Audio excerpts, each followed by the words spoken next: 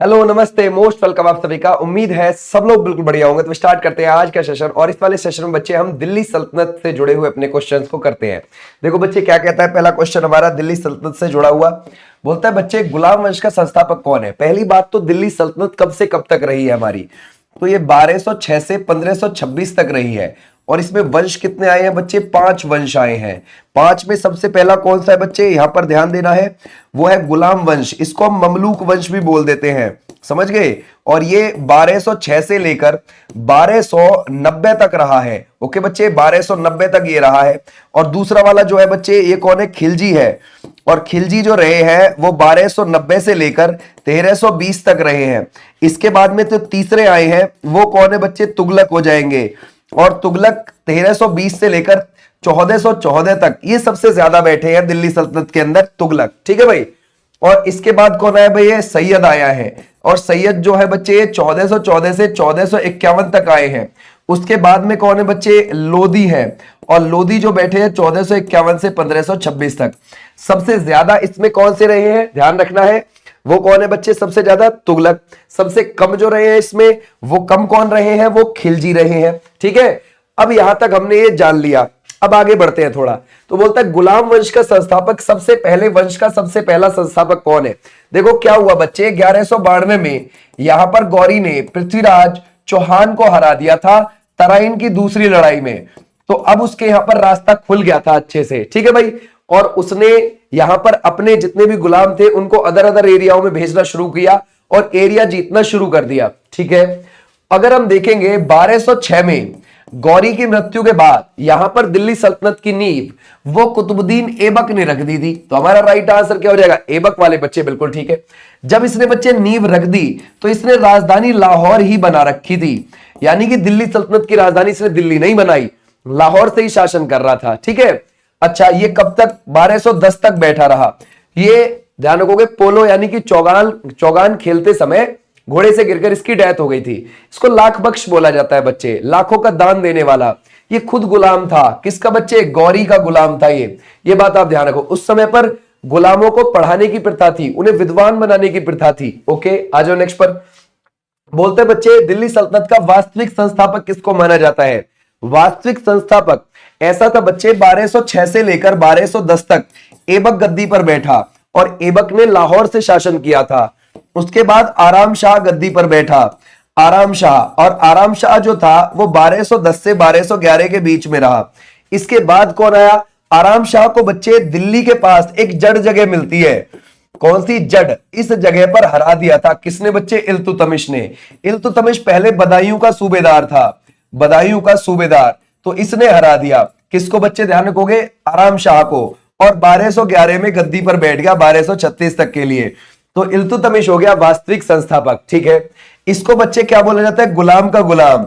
गुलाम का गुलाम क्यों बोला जाता है, क्योंकि ये ऐबक का गुलाम था और ऐबक खुद गौरी का गुलाम था। ठीक है। अच्छा, अगर हम देखेंगे बच्चे ये गद्दी पर तो बैठ गया, ठीक है।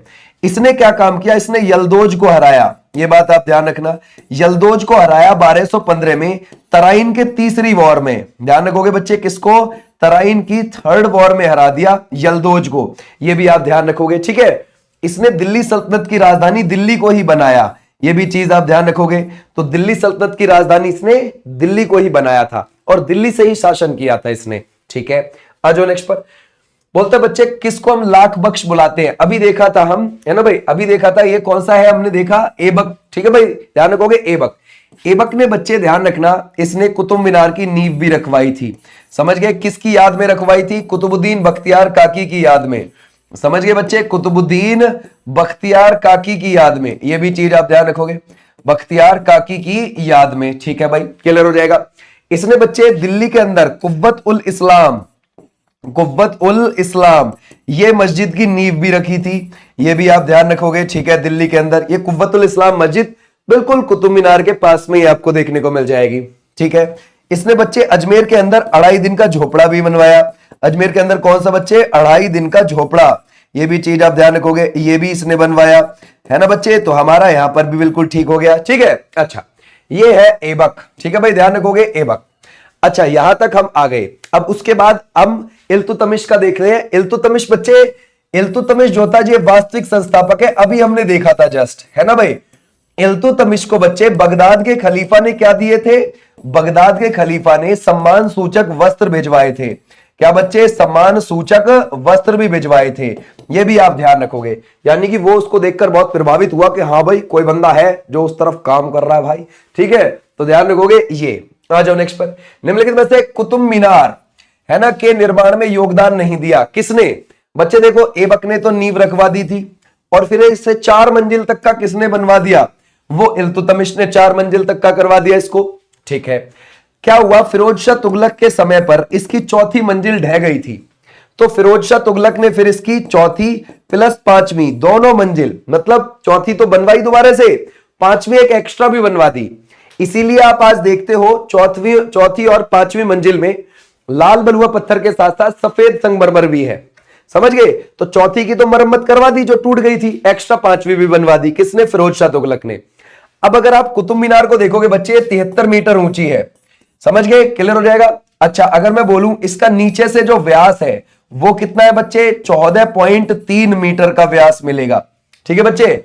और ऊपर से जो इसका आपको व्यास देखने को मिलता है वो कितना है? 2.75 मीटर का आपको व्यास मिलेगा ऊपर से, ठीक है, क्लियर है। 5 मंजिला है, लेकिन कहीं पर भी बच्चे गयासुद्दीन तुगलक का इससे कोई लेना देना नहीं है, ठीक है भाई। आ जाओ नेक्स्ट पर। दिल्ली में किस सुल्तान की मौत चौगान यानी कि पोलो खेलते समय घोड़े से गिरकर हो गई थी? तो वो बच्चे ऐबक ही था, गौरी का गुलाम, ठीक है बच्चे, ध्यान रखोगे, ये भी आप ध्यान रखें। अच्छा, एक और बात बता दो, गौरी ने बच्चे यहां पर इक्ता प्रणाली चलाई थी। कौन सी इक्ता प्रणाली? ये इक्ता प्रणाली क्या होता है? मतलब कि जो अपने गुलाम है उन लोगों को जमीन का थोड़ा टुकड़ा दे दीजिए ताकि वो उस एरिया पर शासन करते रहे, और वहां से जो टैक्स आता रहेगा उसमें से कुछ अपने पास रखे, कुछ ऊपर भेज दे। तो गौरी ने इक्ता प्रणाली यहां पर शुरू करी, और सबसे पहला इक्ता उसने किसको दिया था? ऐबक को दिया था, ये बात ध्यान रखना। अब ऐबक के बाद आराम शाह आया, आराम शाह के बाद कौन आया? इल्तुतमिश। इल्तुतमिश ने इस इक्ता प्रणाली को स्थायी बना दिया, समझ गए आप लोग, ऐसे भी आप ध्यान रखोगे। इल्तुतमिश ने इस इक्ता प्रणाली को क्या बना दिया था बच्चे? स्थायी बना दिया था, परमानेंट बनाया था उसने, ठीक है भाई। आ जाओ नेक्स्ट पर। बोलते हैं कुतुबुद्दीन ऐबक की राजधानी जरा बताइए बच्चे। ऐबक ने राजधानी कौन सी बना रखी थी शुरू में? लाहौर। लाहौर से ही तो शासन कर रहा था वो, तो हमारा राइट आंसर हो जाएगा लाहौर थी उसकी, क्लियर हो जाएगा। आ जाओ नेक्स्ट पर। बोलते किस सुल्तान ने दिल्ली को सल्तनत की राजधानी बनाया? इल्तुतमिश, अभी हमने देखा है ना भाई, इल्तुतमिश। बच्चे इल्तुतमिश ने शुद्ध अरबी के सिक्के भी चलवाए थे। क्या भी चलवाए थे? शुद्ध अरबी के सिक्के, ये भी चीज आप ध्यान रखोगे, शुद्ध अरबी के सिक्के याद रखोगे, क्लियर हो जाएगा। ऐसे भी आप ध्यान रखना, ठीक है भाई, क्लियर है, समझ गए यहां तक? अच्छा है ना।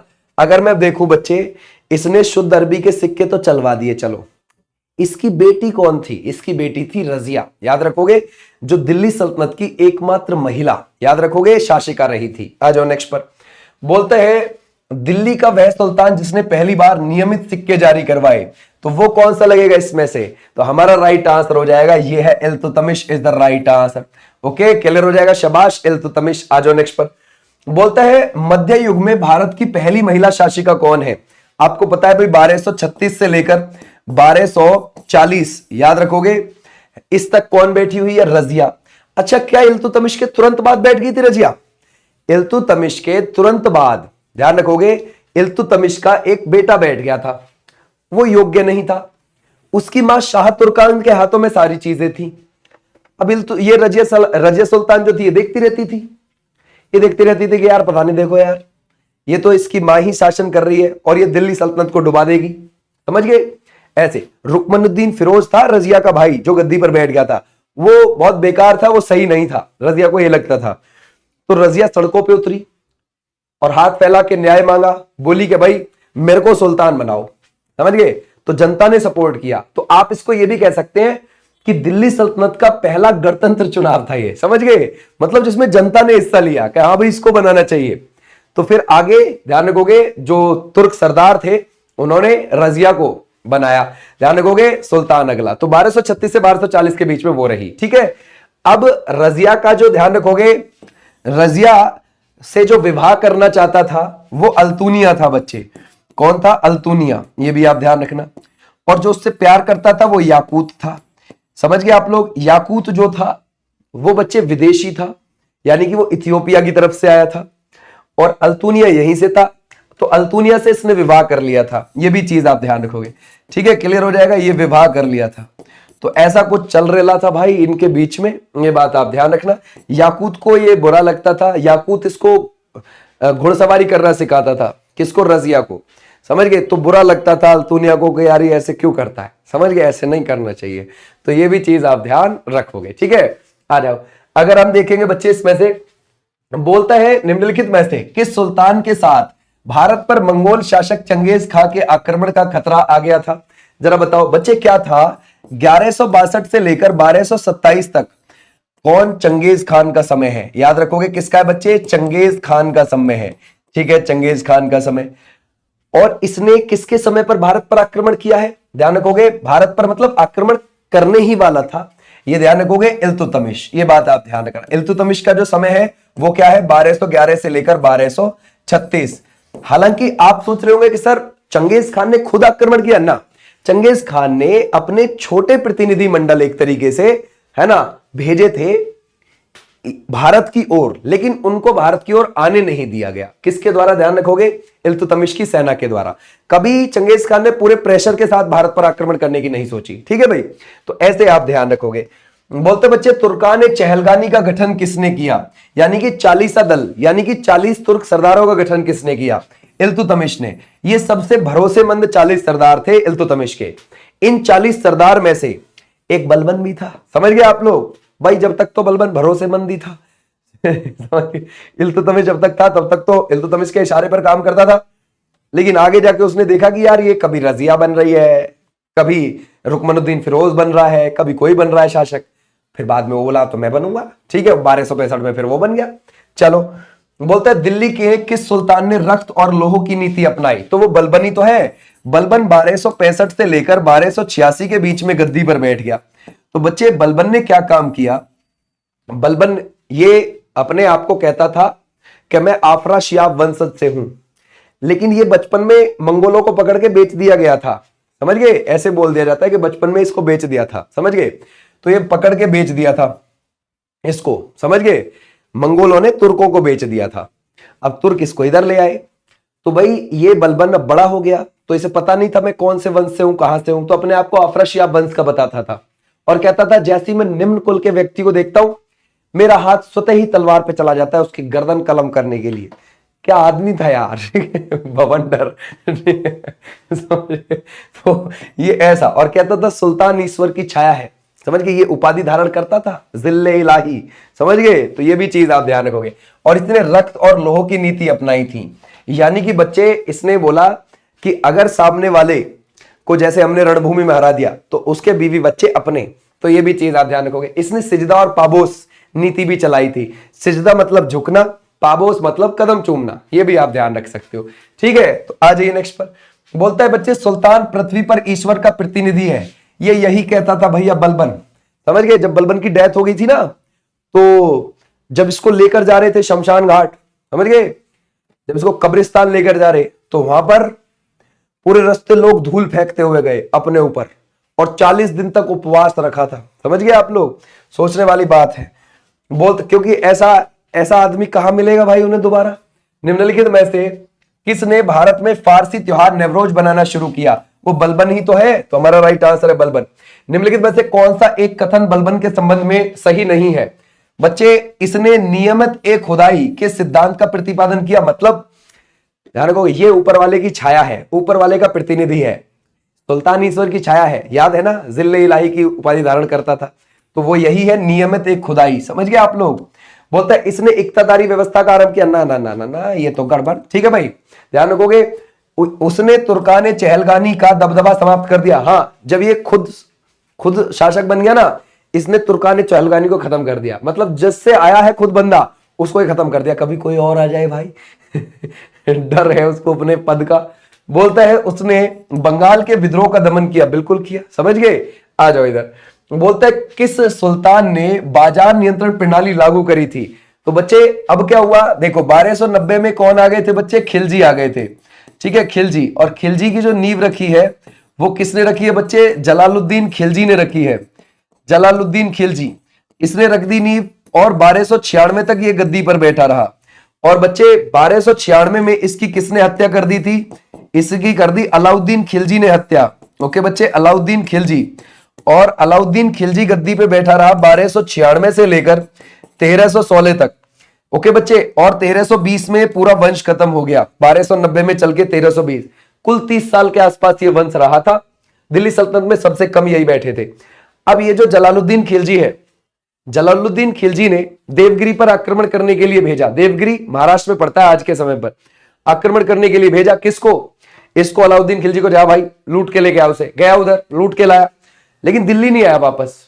ये चला गया कहां पर? कड़ा, प्रयागराज के पास जगह है, वहां पर जाकर सारा माल भी वहीं पर ले गया और इसको बुला लिया उधर ही। समझ गए? क्या आप यहीं आके सामान ले जाइए, जो जो जो चाहिए बंटवारा कर लीजिए, ठीक है। मतलब किसको कह रहा है? जलालुद्दीन खिलजी को, ठीक, अपने चाचा जान को, जो उस समय पर शासक हैं खिलजी वंश के।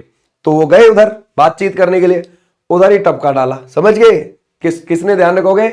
अलाउद्दीन खिलजी ने। और क्योंकि अगर दिल्ली में इस काम को करता तो विद्रोह हो जाता भाई, और अलाउद्दीन खिलजी को चटका देता कोई, वहां पे चटकाया। समझ गए?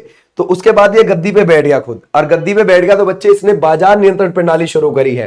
तो हमारा राइट आंसर कौन सा हो जाएगा बच्चे? ये है ना, ध्यान रखोगे यहां पर हमारा बिल्कुल ठीक है, Alauddin Khilji is the right answer. और ये इस बीच में गद्दी पे बैठा रहा है। क्लियर है? आ जाओ नेक्स्ट पर भाई। बोलते हैं किस सुल्तान ने उस समय खालसा भूमि सबसे अधिक पैमाने पर विकसित हुई थी? किसके समय पर? बच्चे खालसा भूमि क्या है? जो डायरेक्ट सुल्तान के कब्जे में रहे भूमि, यानी कि उससे जो भी आ रहा है, ध्यान रखोगे, वो डायरेक्ट आ रहा है, किसी के थ्रू नहीं आ रहा, ताकि बीच में किसी को टैक्स ना देना पड़े, वो डायरेक्ट आता था। ठीक है भाई? तो बच्चे ध्यान रखोगे, डायरेक्ट सुल्तान के नियंत्रण वाली भूमि को खालसा भूमि बोलते हैं, और ये अलाउद्दीन खिलजी ही है। आ जाओ नेक्स्ट पर भाई।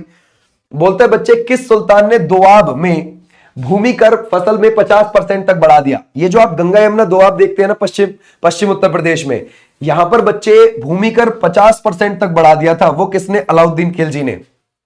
समझ गए? और मुसलमानों पर 1/4। ठीक है, ध्यान रखोगे, मुसलमानों पर कितना? 1/4 था। समझ गए? ये भी चीज आप ध्यान रखोगे। अच्छा, और बताऊं, एक होता है बच्चे जकात कर, जो ये मुसलमानों से लेता था। ठीक है भाई, ध्यान रखोगे, जकात कर। जकात एक धार्मिक कर होता है। कैसा होता है बच्चे? धार्मिक कर, मुसलमानों से लेता था ये। ठीक है भाई, ये भी चीज आप ध्यान रखोगे, धार्मिक कर। एक होता है बच्चे खुम्स। खुम्स होता है बच्चे लूट का माल, जैसे कहीं से लूट कर आया गया है माल, सेना लेकर आई है पूरा माल, उसमें से 5 में से 4 हिस्से तो ये लेता था साम्राज्य के लिए। समझ गए आप लोग? और एक हिस्सा देता था सेना को। ये बात ध्यान रखना, एक हिस्सा सेना को होता था। समझ गए? तो ये ऐसे, उससे पहले ये उल्टा था, अलाउद्दीन खिलजी से पहले ये उल्टा था।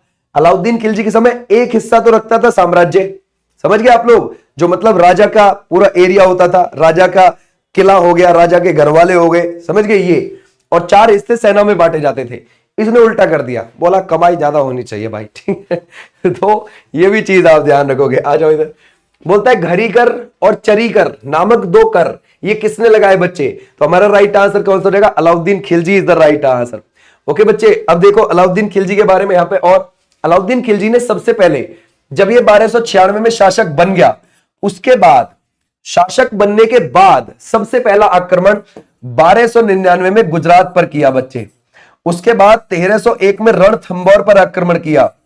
रणथंभौर पर हमीर देव चौहान का शासन था बच्चे।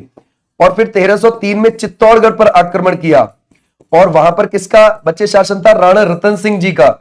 और अगर आप देखोगे, राणा रतन सिंह जी को हरा के चित्तौड़गढ़ का नाम इसने अपने बेटे के नाम पर खिजराबाद रख दिया था बच्चे। क्या रख दिया था? खिजराबाद। ये भी आप ध्यान रखोगे। ठीक है भाई, क्लियर है? फिर अगर आप देखोगे, इसने 1307-8 में देवगिरी पर आक्रमण करने के लिए किसको भेजा वापस से? मलिक कफूर को भेजा, जिसको 1000 दिनारी बोला जाता है ना, ध्यान रखोगे, मलिक कफूर को भेजा था, जिसको 1000 दिनारी बोला जाता। मलिक कफूर कहां पर मिला था? गुजरात के अभियान में मिला था। किसको मिला था? इसके 2 सेनापति थे, नुसरत खां और उलूग खां, उनको मिला था ये। ठीक है, तो 1000 दिनार में यहां से खरीदा था। तो फिर आगे के दक्षिण के अभियान ज्यादातर वो किसने करी? मलिक कफूर ने ही करे थे, खिलजी के। ऐसा भी बोलते हैं कि विंध्यन पर्वतमाला को पार करके दक्षिण में जाने वाला पहला दिल्ली सल्तनत का सुल्तान जो था, ये यही था, अलाउद्दीन खिलजी ही था। आ जाइए नेक्स्ट पर बच्चे। बाजार नियंत्रण प्रणाली जो है वो इसकी बहुत फेमस हुई। मतलब इसने ऐसा सेट कर दिया सिस्टम कि चाहे कितनी मंदी आए और कितना ही फले फूला इसका साम्राज्य, समझ गए। वो जो हर वस्तु की कीमत नया विभाग किस सुल्तान के समय पर प्रारंभ हुआ, तो ये बच्चे किसके पर, मोहम्मद बिन तुगलक के समय पर ही हुआ है। मोहम्मद बिन तुगलक पढ़ा लिखा था लेकिन गड़बड़ हो जाती थी, ठीक है, ये भी आप ध्यान रखोगे, ठीक है। बोलते हैं बच्चे किस सुल्तान ने पृथक कृषि विभाग की स्थापना कराई गई थी और फसल चक्र अपनाया, वो मोहम्मद बिन तुगलक ही है बच्चे। बोलते हैं दिल्ली से देवगिरी यानी कि दौलताबाद राजधानी परिवर्तन का आदेश किस सुल्तान का था, किसका होगा बच्चे, ध्यान रखोगे, Muhammad bin Tughlaq is the right answer, ठीक है। मोहम्मद बिन तुगलक के बाद कौन बैठा बच्चे, फिरोज शाह तुगलक। ये 1300 है ना भाई, कब से 1351 से 1388 तक बैठा। और फिरोज शाह तुगलक के समय पर ऐसे कहते हैं कि कभी गरीबी नहीं देखी गई, 1200 फलों के बाग लगवाए जिनसे सालाना 1,80,000 टका की आमदनी होती थी, पैसा ही पैसा, समझ गए। ऊपर से इधर उधर से लूटपाट भी कर देता था, जैसे जगन्नाथ मंदिर को लूट लिया था इसने, लेकिन कब्जा करने का नहीं सोचा। ऐसे ही ज्वाला देवी मंदिर पड़ता है, कहां पर पड़ता है बच्चे, ज्वाला देवी मंदिर हिमाचल प्रदेश में, उसको लूट लिया था, ये भी चीज आप ध्यान रखोगे। तो बीच बीच में लूट भी चलती रहती थी इसकी और बीच बीच में शासन भी बढ़िया चलता रहता था, ठीक है। तो ऐसे आप ध्यान रखोगे फिरोज शाह तुगलक, ओके। अच्छा, अगर हम देखें बच्चे, इसने कई सारे शहर भी बसाए थे, उसके लिए इसने लोक निर्माण विभाग, समझ गए, लोक निर्माण विभाग ये भी इसने बनवाया था, समझ गए, नए शहर बसाने के लिए, जैसे हिसार हो गया, जैसे जौनपुर हो गया, जैसे फिरोजाबाद हो गया, ऐसे शहर इसने बसाए हैं, ठीक है भाई, ऐसे भी आप ध्यान रख सकते हो। तो अगर हम देखें बच्चे, सबसे ज्यादा बेरोजगार की संख्या भी इसी के समय पर थी, सबसे ज्यादा बेरोजगारों को रोजगार भी इसी ने दिया था, समझ गए। तो ये कौन है बच्चे, फिरोज शाह तुगलक हो जाएगा, ये बात ध्यान। इसके पिता का नाम रज्जब था और ये मोहम्मद बिन तुगलक का चचेरा भाई था, ठीक है, क्लियर हो जाएगा, फिरोज शाह तुगलक, ऐसे आप ध्यान रख सकते हैं। आ जाओ नेक्स्ट पर। इब्न बतूता किसके शासनकाल में हिंदुस्तान आया, मोहम्मद बिन तुगलक के में आया था। कब आया था बच्चे, 1333 में आया। और जब ये आया तो इसको दिल्ली का न्यायाधीश बना दिया, यानी कि दिल्ली का काजी बना दिया था, समझ गए, किसने, मोहम्मद बिन तुगलक ने। अब मोहम्मद बिन तुगलक की इससे उपेक्षा बढ़ गई थी थोड़ा। ये कहां से आया था, ये आया था मोरक्को से, मोरक्को की राजधानी है रबात, ठीक है भाई। और अगर आप देखोगे मोरक्को कहां पर पड़ता है, वो पड़ता है अफ्रीका महाद्वीप पर, ठीक है बच्चे। अच्छा, ये वहीं से आया, ये वहां से आ तो गया। जब किसके, मोहम्मद बिन तुगलक के शासनकाल में रहने लगा तो मोहम्मद बिन तुगलक बोला कि देख भाई, तू मेरा दूत बन के चाइना जा। अब इसने सोची होगी यार इब्न बतूता ने, यार मेरा जीना हराम यहीं हो रहा है, यहीं पर मैं परेशान हूं, वहां और भेज रहा है मुझे, इसके वैसे ही अभियान खराब हो चुके हैं, रास्ते में जाते जाते मैं भी खराब हो गया। तो ये वापस वहां से बोला ठीक है नहीं जा रहा हूं, जाते जाते अपने घर चला गया, कहा भाड़ में जाए दुनियादारी मोहम्मद बिन तुगलक चूल्हे में जाए, फिर तक मैं अपने घर चलता हूं, समझ गए। तो ये अपने घर चला गया। बोलते इतिहासकार बदायूनी ने किसकी मृत्यु पर कहा था कि सुल्तान को प्रजा, और ध्यान रखोगे प्रजा को सुल्तान से मुक्ति मिल गई, ये किस पे बोला था बच्चे, ये मोहम्मद बिन तुगलक के पे बोला था, ठीक है, ऐसे भी आप ध्यान रखोगे। अच्छा बच्चे, 1398 में जब तैमूर ने यहां पर आक्रमण किया था तो कौन गद्दी पर बैठा हुआ था बच्चे, तुगलकों में से, वो बैठा हुआ था नसरुद्दीन महमूद शाह तुगलक, नसरुद्दीन महमूद शाह तुगलक, है ना, ये भी आप ध्यान रखोगे। नसरुद्दीन महमूद शाह तुगलक बच्चे, जब तैमूर ने आक्रमण किया ये दिल्ली छोड़ के भाग गया। बताओ यार, जब जरूरत है जब ही दिल्ली छोड़ के बंदा भाग गया, काहे का सुल्तान। फिर ये जब तैमूर ने यहां पर तबाही मचाई और ज्यादातर एरियाओं को जीत के किसको दे गया, वो खिजर खां को दे गया। बाद में खिजर खां ने क्या काम करा था, 1414 में उसने नए वंश, है ना, ध्यान रखोगे, सैयद वंश की नींव रख दी थी, सैयद वंश खिजर खां ने, और 1451 तक वो वंश चला था बच्चे, समझ गए। और जब ये नसरुद्दीन महमूद शाह तुगलक था, जब ये तैमूर आया था तो तैमूर यहां से चला गया जीत जात के, और 1406 में वापस आया नसरुद्दीन महमूद शाह तुगलक दिल्ली पर। देखा तब तक तो बहुत कुछ आजाद हो गया भाई, यहां से बस थोड़ा सा एरिया इसके एरिया में आता है, अब तो ज्यादा आता ही नहीं है। फिर धीरे धीरे ये पूरा तुगलक वंश खत्म हो गया और सैयद वंश की नींव रख दी, ठीक है बच्चे। और सैयद वंश कब तक चला है, 1414 तक चला है, वो 14 से 51 तक चला है, 1414 से 51 तक, ठीक है बच्चे। अब इसके बाद कौन आए, इसके बाद आए बच्चे, मैं तुम्हें यहां पर लिखवाता हूं, है ना, देखो इसके बाद आए हैं बच्चे लोधी आए हैं, ठीक है भाई, ध्यान रखना। लोधी तुर्क नहीं थे, ये सब तुर्क थे, ठीक है। जितने भी ये तुम्हें ड्रामेबाज ढमढोकले दिख रहे हैं ये वही है तुर्क, और ये लोधी अफगानी थे, समझ गए आप लोग। लोधी कौन थे, अफगानी थे बच्चे, समझ गए, अफगानी। लोदी अफगानों में एक शाहूखेल जनजाति से थे, ट्राइब से थे बच्चे, और इसकी नींव 1451 में किसने रखी है? वो रखी है, ध्यान रखोगे, बहलोल ने। ये भी चीज आप ध्यान रखोगे, बहलोल लोदी बहुत सीधा शासक था ये, लेकिन मारकाट में बराबर आदमी था। अगर अपनी प्रजा के साथ भी बैठता था तो नीचे कपड़ा बिछा के आराम से उसके साथ बीच में बैठता था, ठीक है भाई। और ये कब तक गद्दी पे बैठा? 1400 ध्यान रखोगे 89 तक गद्दी पे बैठा। इसके बाद में कौन आया बच्चे? सिकंदर लोदी। और सिकंदर 1489 से लेकर 1517 तक रहा, है ना भाई, ये रहा। और 1504 में इसने बच्चे आगरा भी बसाया था सिकंदर ने। उसके बाद अगर हम देखेंगे, सिकंदर लोदी हो गया, फिर 1517 से लेकर 1526 तक ये इब्राहिम, ये बात आप ध्यान रखोगे, इब्राहिम, ये इब्राहिम 1500 ध्यान रखोगे 17 से लेकर 1526 तक गद्दी पे बैठा रहा। 1526 में जब बाबर ने पानीपत की पहली लड़ाई में इसको हरा दिया और इसकी डेथ भी हो गई थी उसी लड़ाई में, इब्राहिम लोदी की, फिर बाबर ने आकर यहां पर मुगलिया वंश की नींव रख दी। गली आदमी था, ये पिटता रहता था, समझ गए, इसको हराया है, समझ गए, इसको हराया। और पूरी दिल्ली सल्तनत में एकमात्र ऐसा आदमी है जो दिल्ली सल्तनत के रणभूमि में मारा गया है। पानीपत में इसका मकबरा है, समझ गए। खत्म ही करवा दिया इसने, नाश पिटवा दिया सबका, बेवजह बाबर और आ गया, उधर टिक गया, समझ गए। तो ऐसे आपने ध्यान रखना है। ये थे बच्चे, ये थी तुम्हारी पूरी की पूरी दिल्ली सल्तनत के